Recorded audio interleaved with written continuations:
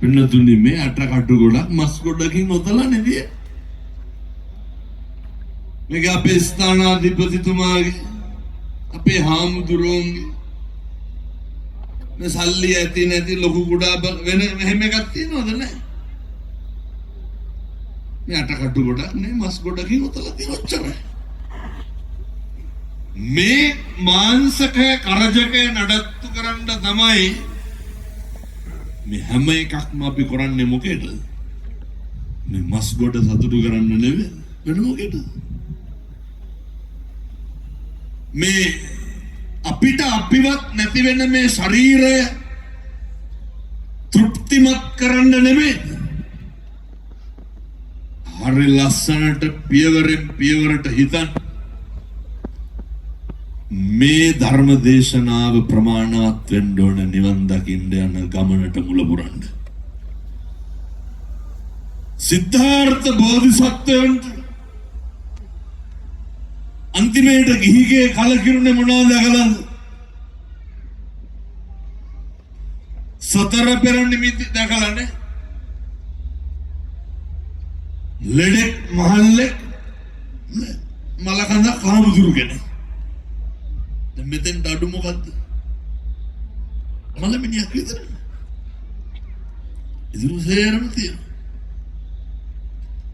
මේ අම්මලා තාත්තලා මේ වෙනකොට කීපාරක් දැකලා තියෙනවද? ජීවිතේ කලකිරිච්ච දවසක් තියෙනවද? එක දවසක්. අද දවසේකට මුල පුරන්න ඕනේ. අද හොඳට ඉන්න අපි හෙට වෛද්‍යවරයෙක් ගාවට ගියාට පස්සේ වෛද්‍යවරයා බලලා අපිට කියනවා මෙන්න දියවැඩියාව හැදිලා.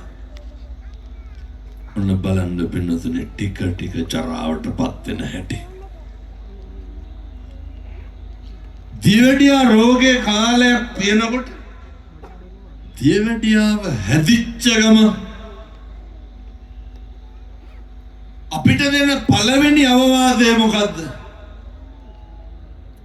කියනවා නේද ඔය තුවාල නම් කරගන්න එපා කියලා. අපේ යටිපතුලේ මම මේ කියන්නේ පින්නතුනි චරාවේ ව්‍යාධි තරම අපිට අපි නැති වෙන හැටි. අපේ යටිපතුලේ බොහොම පුංචි තුවාලයක් එනවා. දියවැඩියාව තියෙන උදවියගේ සනීප වෙනවද නැහැ? සනීප වෙන්නේ නැහැ. අද මේ මඩේ ඇවිදගෙන ගියපු අපිට ඕක උනාට පස්සේ අය මඩේ යන්න පුළුවන්? මට කියන්න බලන්න මේ දේ කාටද සිද්ධ වෙන්නේ නැත්තේ? මෙතන කවුරු හරි ඉන්නවද ඔය දේ නොවේ කියලා හිතන? ඉපදෙච්ච අපි හැමෝටම පොදු කාරණේ. කාලය ටිකක් හරස් වෙයි එච්චරයි. ඔහොම කාලයක් යනවා ටික ටික කකුල හොතලා තියන්න වෙනවා. දෙවන පියවර. වෙනතුනි මේ භාග්‍යවතුන් වහන්සේ දේශනා කරපු අවස්ථා 7ම මම දැකලා තියෙනවා. අද දුවගෙන පැනගෙන ආපු අපි ආය අපිට යටිපතුල මේ මහ පොළොවේ පා ගන්න බෑ. එන්න මොකද කරන්නේ? දෙයයන් ස්පිරිතාලට පෙන්නන්න තුවාල වාට්ටුවට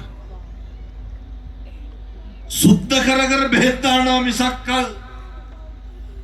ඕකේ කෙරවල කොහෙද? කකුල කපලා දානවා. කපලා දානවා. මට දවසක් ඔය රාගම රෝහලේ වෛද්‍යවරයෙක් කියනවා ශල්‍ය විශේෂඥ. හාමුදුරනේ අවුරුදු 35ක 40ක විතර මිනිස්සෙක්ගේ කකුලක් කැපුවලු. කකුල කපලා අතට අරගෙන කුණු බක්කියට දානකොට හිතුණලු මේ ඇඟෙන් කෑලි යන හැටි. අපිට අපි නැති වෙන විදිහ බුදුවරු උගන්වන්නේ නැහැ.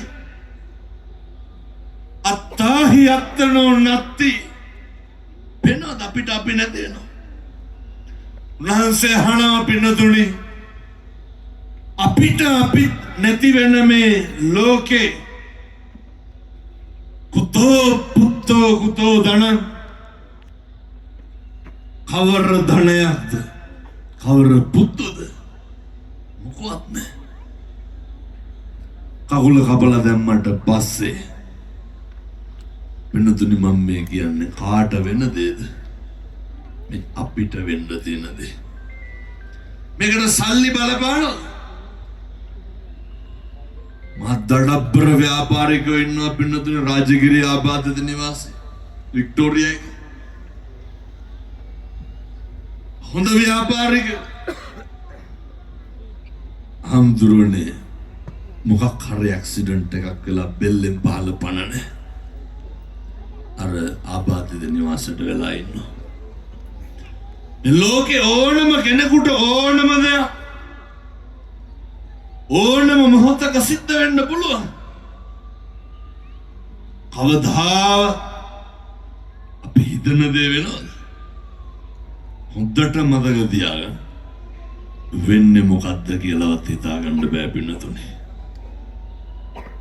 මේක හරි අස්තීර తాවකාලික සබ්බේ සංඛාර අනිච්චාති සියලු සංස්කාරය සියලු භෞතිකයන් අනිත්‍යයි කියලා ලෞතර භාග්‍යවතුන් වහන්සේ දේශනා කරේ. තේරුම් ගන්නමයි පින්නතුනි මේකේ ඇති දෙයක් නැහැ. සාමාන්‍යයෙන් අපේ ගෙවල් වල අපි හිතන්නකො අම්මලා තාත්තලා නිදාගෙන ඉන්නවා. රැට සද්දයක් බද්දයක් ඇහුනොත් එහෙම කවුද ඉස්සරළම එළියට බයි? අපේ තාත්තලා නෙමෙයිද බලන්නේ. පින්නතුනි මේ ව්‍යාධියට පත් වෙලා ඉන්න මම වෙනද බිරිඳට දරුවන්ට කලින් විපරම් කරලා බලපු මම අද කොහොමද නැගිටින්නේ? මතක තියාගන්න අපිට අපි නැති වෙනවා. මට දැන් කියන්න කොයි සල්ලි බලය